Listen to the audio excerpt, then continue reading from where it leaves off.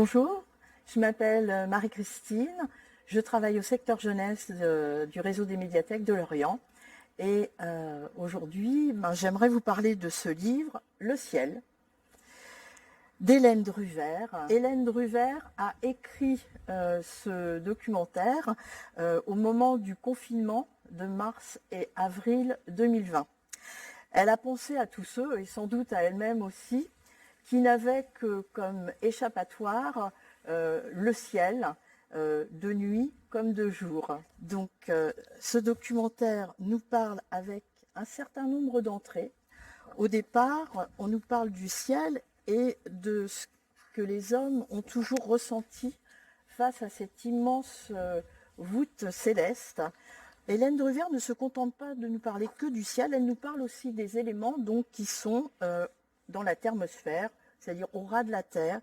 Elle en profite pour nous parler de la pollinisation. Vers la fin de ce livre, finalement, elle fait référence aux problèmes qui se posent à notre humanité, c'est-à-dire la disparition des insectes, la nécessité de protéger cette vie qui permet de voir ces fleurs absolument magnifiques.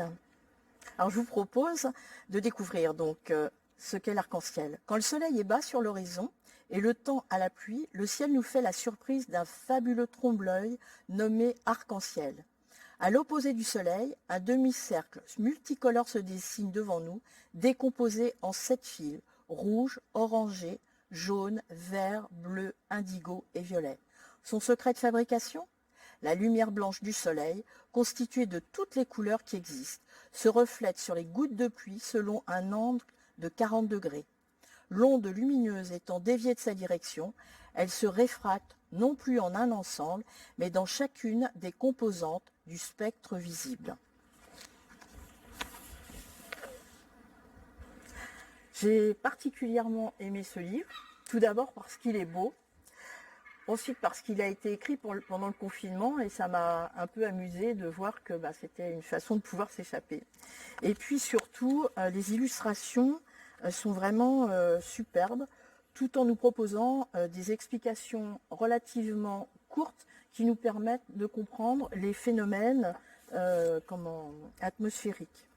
Et j'en profite pour vous parler de ce livre que j'ai aimé aussi, mais qui est un petit peu plus ancien, sur les nuages, uniquement les nuages. Et là, c'est vraiment génial, vous apprenez tout sur les nuages, la forme des nuages, où ils se situent, ce qu'ils annoncent d'un point de vue météorologique. Et à la fin de ce livre, croyez-moi, vous serez vraiment calé sur les nuages. Et comme les météorologues, vous aurez plein de choses à nous raconter. Et en plus, on a l'impression d'être devant des tableaux. Les illustrations sont absolument superbes. C'est un grand plaisir pour les yeux et pour l'esprit. Et bien voilà, j'espère que ces 2 livres vous intéresseront. Je vous invite à venir les découvrir dans notre rayon sciences en salle jeunesse. Et puis j'en profite aussi pour vous inviter à venir à la fête de la science, et une exposition sera proposée dans les locaux de la médiathèque, ainsi que quelques jeux à destination des enfants.